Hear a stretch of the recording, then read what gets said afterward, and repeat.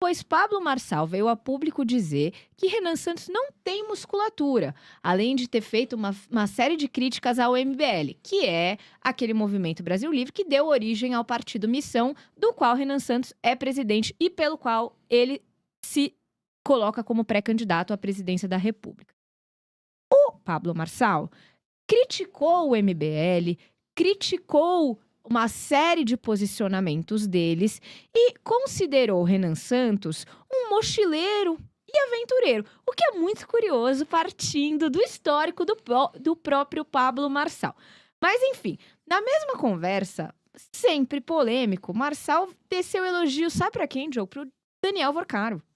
Apontou ali uma série de pontos positivos da atuação dele ao longo da sua carreira, que terminou na prisão. Pois bem, paralelamente, Marçal está sendo cobrado pelo Kim Kataguiri a pagar R$ 500 mil após perder uma aposta. Então, assim, o Pablo Marçal está querendo chamar um pouco de atenção. Já percebi, ele sabe que o nome do Renan Santos gera muito burburinho, mas é um tanto quanto curioso esse tipo de crítica vindo dele, né, Diogo? Pablo Marçal é um baita de um comunicador. Você pode gostar, pode odiar, e motivos para não gostar dele muita gente tem, e com razão. Mas não dá para dizer que não seja um comunicador e uma pessoa de visão também. Ele enxerga o que está acontecendo. E aí vem aquela história, né, que em política ninguém bate em morto. Se ele nesse momento está elegendo o Renan Santos como alguém a dar uns tapas, é que ele está vendo a possibilidade de crescimento do Renan, talvez maior até que a do Caiado, que por sinal ele deu uma cutucada no Caiado também, né? Mas deu maior no Renan Santos. Parece que ele está elegendo como um primeiro adversário a ser vencido, qualquer coisa assim. Então, mas só sim, claro. um parênteses. Adversário não. O Pablo Marçal não tem intenção de sair candidato nesse. Até porque ele está inelegível, né? Desculpe.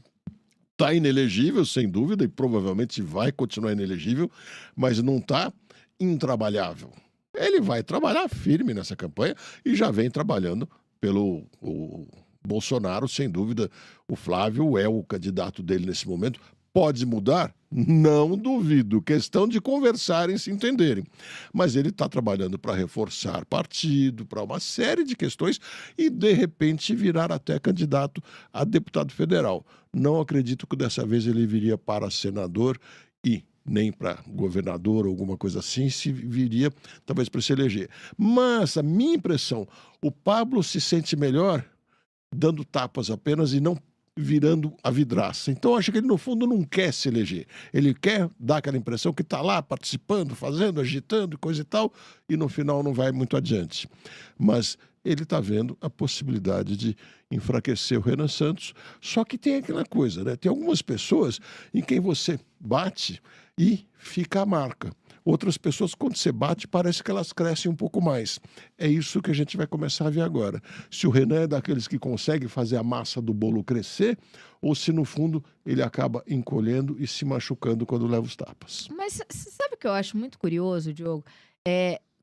O Pablo Marçal, na campanha aqui à prefeitura da cidade de São Paulo, ele se colocou exatamente como o Renan Santos tem se colocado. Como esse cara disruptivo, esse cara antissistema, esse cara sincerão. Então, assim, eu acho que se fosse por princípios mesmo, pessoa física com pessoa física ali, eles têm um alinhamento muito maior do que o próprio Pablo Marçal com Flávio Bolsonaro, que, querendo ou não, é a continuidade daquilo que o pai dele fez na presidência. E que, em muitos momentos da campanha à prefeitura, foi algo desconstruído pelo próprio Pablo Marçal. Mas me parece, Ana, que esse ano, nessa próxima eleição, mais do que em todos os outros, o eleitorado está antissistema. Está cansado, está realmente cansado. Ele viu na polarização mais extremada uma possibilidade de resolver muitas coisas. Muita gente apostou que o Jair Bolsonaro era a solução e foi em massa em 2018 e continuou apoiando. E Jair Bolsonaro, durante toda a presidência dele, se mostrava como antissistema. Ele estava na presidência, mas de alguma forma ele dizia que o problema é que ele não conseguia quebrar com o sistema todo, que o sistema era muito forte, ele precisaria de mais tempo para conseguir resolver isso. E a gente está vendo que agora o próprio Lula está com ares de que vai tentar, não sei bem como, né? Mas se colocar como antissistema. Edinho Silva, presidente do PT, já deu uma declaração bem clara que o PT deve ser assim. Um dos caminhos para o Lula é criar uma polarização intensa com o Donald Trump. E, ao fazer isso, ele cria uma dificuldade para o Flávio Bolsonaro, sem dúvida. Mas é uma forma do Lula dizer, é o sistema, só que é o sistema internacional que interfere no Brasil e não deixa a gente fazer o que quer. Agora, nessa discussão toda, quem é mais antissistema dos candidatos? Nesse momento, é o Renan Santos. Por isso que ele tem a possibilidade de fazer crescer o eleitorado dele com essa confusão toda. Mas olha, agora tem uma coisa que eu quero chamar aqui a nossa audiência para conversar com a gente, para falar sobre esse assunto. Essa história de antissistema, ela é muito bonita na teoria. Vamos quebrar paradigmas, vamos mudar tudo. Mas a gente sabe que na prática, essa quebra do sistema ela é muito difícil. Por quê? Porque o sistema já está consolidado há muitos anos. A gente tem uma série de barreiras jurídicas para quebrar o sistema. Então, por exemplo, a gente tem uma série de garantias que estão na nossa Constituição tidas como imutáveis. Então, como é que a gente consegue alterar um sistema que, na sua própria concepção, é tido como imutável? E aí eu pergunto para vocês, numa eleição, seria o caso da gente realmente apostar all-in no antissistema, porque ele vai dar um jeito, ele vai conseguir quebrar essa barreira? Ou será que a gente não precisa de um candidato que reconheça todas essas dificuldades e que apresente soluções com base naquilo que hoje o nosso ordenamento jurídico permite e também aquilo que a gente sabe que vai conseguir ser aprovado num Congresso, num Senado e por aí afora? Mas o barato de uma campanha parece que é justamente as pessoas prometerem aquilo que não podem entregar, né? Veja que essa semana o Zema, que está por enquanto lá atrás nas pesquisas, então ele está fazendo muito barulho para ver se aparece, está prometendo mudar todas as regras com relação ao Supremo Tribunal Federal, ao qual ele faz tantas críticas, e fazer críticas ao Supremo Tribunal Federal é um bom prato de campanha, vamos dizer assim. Mas ele está dizendo que vai mudar o sistema como presidente. Tudo bem, o presidente tem alguma influência. Agora, a gente vê tantos deputados e senadores, candidatos a deputado e senado, melhor dizendo, que prometem cuidar da educação, melhorar as escolas, etc. Não, esse é o assunto para o executivo. Eles se trocam muito de papéis aí para confundir o eleitor e conquistar seu voto, né?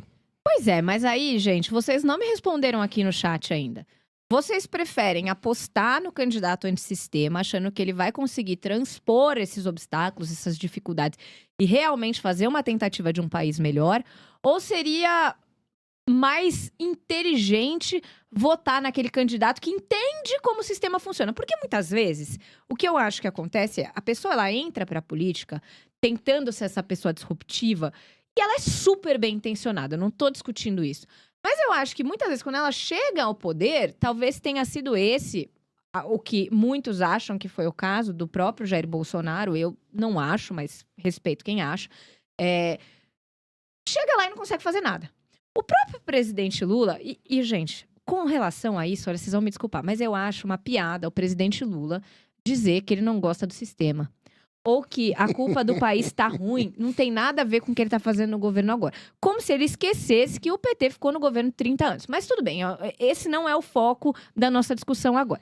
Mas assim, o próprio presidente Lula, em muitos momentos, coloca esse sistema como grande vilão e como se ele fosse o responsável por exemplo, a nossa taxa de juros. Ou por exemplo, o estado miserável que a nossa economia está. E é muito curioso como... políticos, em geral, sempre tentam colocar a responsabilidade num terceiro. No caso, a moda aqui no Brasil é falar do sistema. Mas o que é o sistema, Diogo? Como é que a gente combate o sistema, Diogo? O sistema é exatamente essa turma. Só que não apenas os que são candidatos. Em grande parte são candidatos que é para o executivo e para o legislativo. E mais a turma do judiciário. São os encastelados. que fazem a nossa oligarquia com ares de democracia plena. Não é que nós não temos nada de democracia, temos, mas temos traços ainda. Estamos muito longe de ser um país onde a vontade do povo prevalece. Se fosse isso, certamente a gente não estaria com tantos problemas que tem, especialmente de diferenças de serviços para as autoridades que têm os seus cargos, comparados com os serviços para a população. Porque entre essa diferença salarial, tá, eu entendo em parte. Agora, a diferença nos serviços, eles se servindo de todos nós e nós servindo eles, é a demonstração clara de que estamos longe de uma democracia. Você vê, por exemplo, a Noruega. Os deputados parlamentares, eles têm seus diferenciais. Eles, claro que têm muito mais poder de decisão, mas eles têm níveis salariais idênticos à maioria da população e vão de bicicleta, de metrô, de ônibus, com seu carro próprio para trabalhar. Não tem nada de regalias. Aqui é completamente diferente. Então, esse sistema que as pessoas não aguentam mais.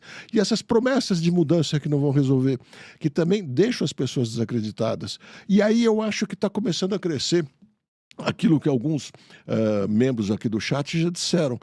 As pessoas já entenderam que este não dá certo e este não dá certo. Bem, aqueles que não dão certo, eu já conheço.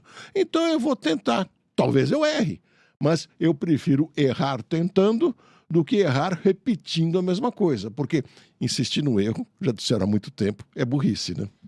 E, Diogo, sabe o que eu penso? Com relação aos candidatos a executivo, é mais fácil da gente identificar esses que são antissistema e eles vão ganhando um certo espaço. Igual nós mesmo aqui, a gente acaba sempre falando do Renan Santos, porque é uma pessoa que está chamando a atenção exatamente pelo que tem proposto para o Brasil. Mas para que a gente consiga efetivamente combater o tal sistema, a gente precisa de uma mudança também nos quadros do Legislativo. E essa é uma conversa que a gente já teve aqui no programa em diversas oportunidades. Mas a nossa audiência está sempre com a gente aqui. E é importante que a gente consiga continuar esse debate, porque é algo extremamente relevante. A forma como as eleições para o Legislativo acontecem no Brasil favorece e muito aqueles que já estão no poder. Então, como é que a gente vai quebrar um sistema se a gente não consegue eleger ninguém diferente? E aí eu não tô dizendo que a culpa é nossa, porque eu não acho que seja.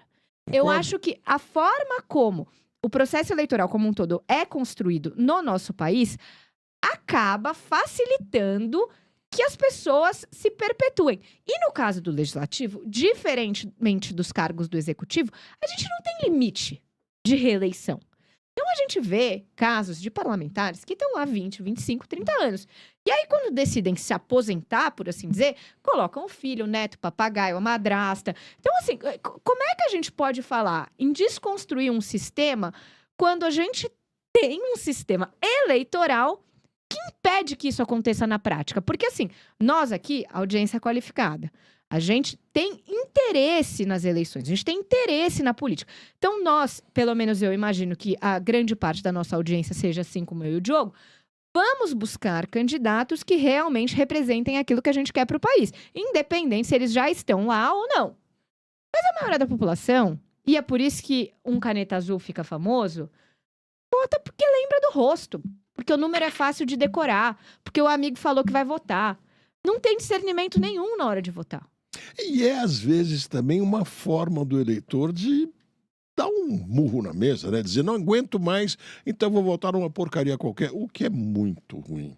Que eu espero que esse amadurecimento já tenha chegado nos eleitores e que não venham a repetir isso, porque aí é fortalecer mais ainda o sistema. Essa que é a questão que todo mundo tem que entender. Mas é lógico, é exatamente isso que você definiu, é a oligarquia. É onde os encastelados têm mais força, criam regras para a autoproteção e tirá-los de lá é cada vez mais difícil. Só que eles cometeram alguns erros nessa lei eleitoral tão complexa, ao criar também o foro privilegiado, que agora eles também estão amarrados uns nos outros. Aquela velha história, o senador que diz que vai fazer um monte de coisas contra o judiciário, contra o STF, ele chega na hora, ele percebe que ele está completamente de rabo preso, por mais que ele quisesse, porque ele se elegeu cometendo algum tropeço eleitoral, porque essa lei é confusa, e eles fazem confusa para dificultar a entrada dos outros, então só aí ele já está perdendo alguma coisa. Fora outras que acabam achando na vida dele e tal, e vão pressionando. Falam, olha, você quer brigar com a gente, vem brigar, mas eu já me lembrei que tem isso e aquilo ali que está na gaveta. E por mim fica na gaveta um tempão, mas... E aí começa. Não, e assim, né, a própria eleição para, por exemplo, um deputado federal, que o presidente Lula recentemente falou que acredita que um deputado federal não se eleja com uma campanha que custe menos de 50 milhões de votos, de 50 milhões de reais. Pois bem, gente, quem tem 50 milhões de reais na vida normal? Uma pessoa normal que poderia ter ideias excelentes para o país, que queira mudar o país, mas a pessoa não consegue chegar lá. O meu ponto aqui, e esse é o meu alerta, é como nós aqui vamos, ao longo dos próximos meses, tentar dar espaço para pessoas diferentes, que não estão nesses meandros tradicionais, como uma forma de mostrar para a população que existem outras alternativas. Porque no papel, e a gente também já discutiu isso aqui na semana passada, existem alternativas, né? Os partidos, eles precisam ter uma série de candidatos, muito mais do que a quantidade aí de vagas disponíveis para esses cargos, mas é um fato de que existem alguns que já estão ali pré-definidos como aqueles que têm mais chance. Então, eles recebem mais recursos. E, em troca de tudo isso, obviamente, eles devem essa fidelidade aos dirigentes. Não digo nem aos partidos, porque partido a gente sabe que não está valendo nada. Mas aos dirigentes do partido. Então, é muito difícil a gente conseguir colocar alguém que pensa diferente, que esteja comprometido a fazer diferente e que não esteja de rabo preso para fazer diferente. Sem dúvida. O grande problema é que o cara fica amarrado no sistema. Então, ele entra lá, já acabou de chegar, já é um pouco, pelo menos, do sistema.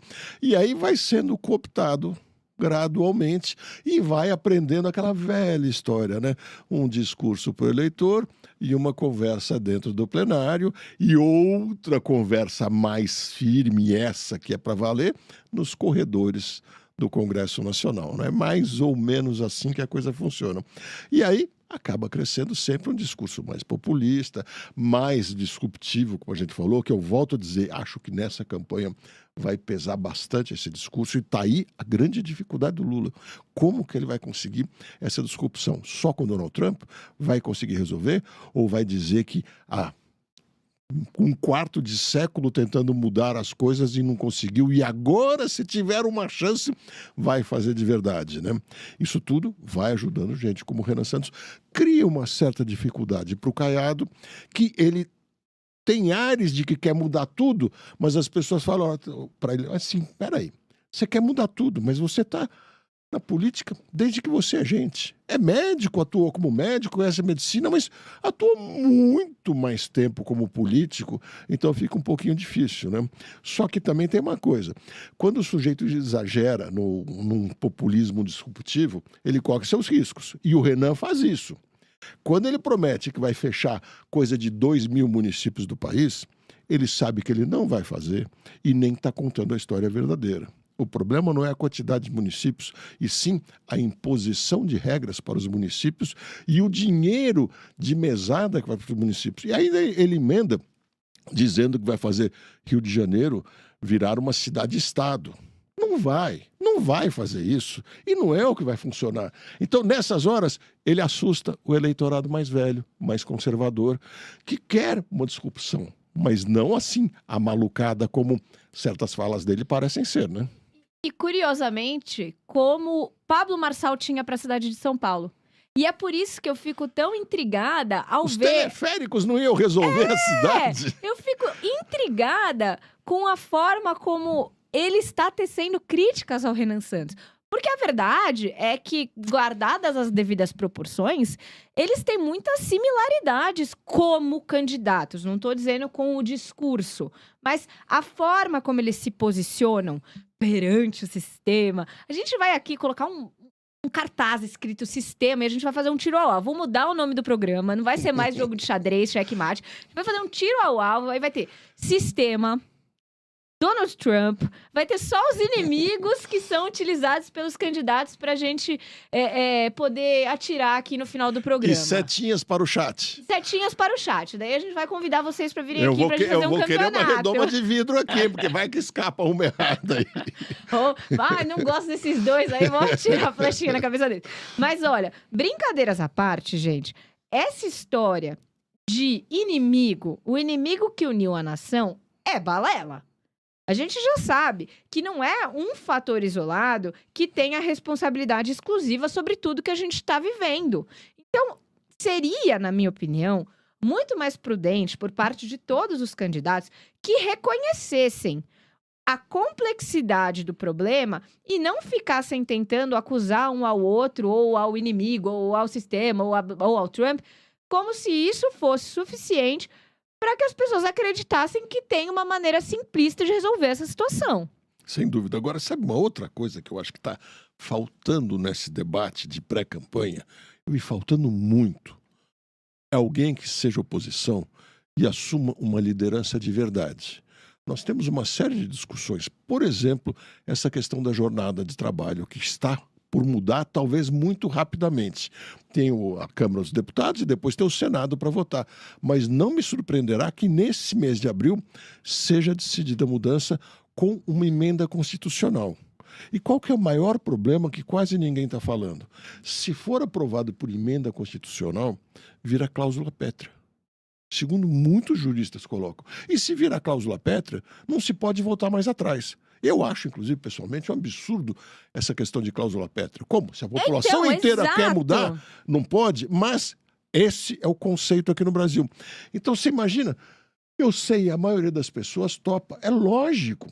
Pergunta para qualquer um, olha, você quer trabalhar menos e ganhar a mesma coisa? Quem vai falar que não? É lógico, lógico. Mas e se isso... E se você paga o salário? Se você paga o salário. Ah, mas quem paga o salário é minoria, então pode ser.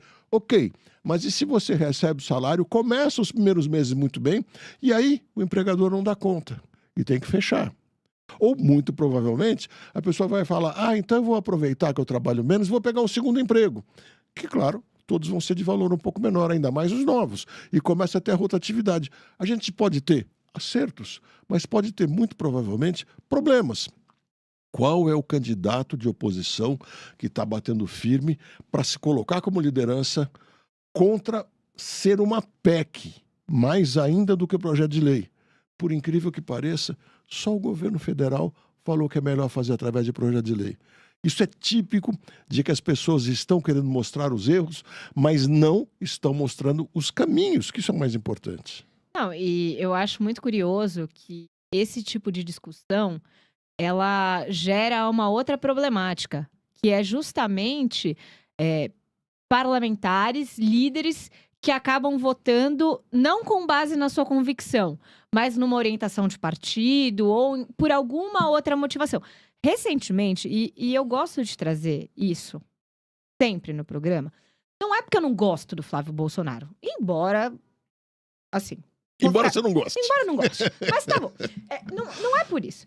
Mas eu achei de tamanho escárnio ele ter a coragem de dizer que ele não votou do jeito que ele acredita para uma determinada votação, que agora eu nem me lembro qual é. Eu fiquei tão chocada com... Aquela que falas misóginas seriam transformadas Isso. em crime. Então, ele veio a público dizer que ele votou de maneira contrária ao que ele acredita, ou seja... liderança, representatividade, nota 10. Porque ele tá com medo de críticas da mídia. Agora me fala. Gente, eu até rio, porque não é possível.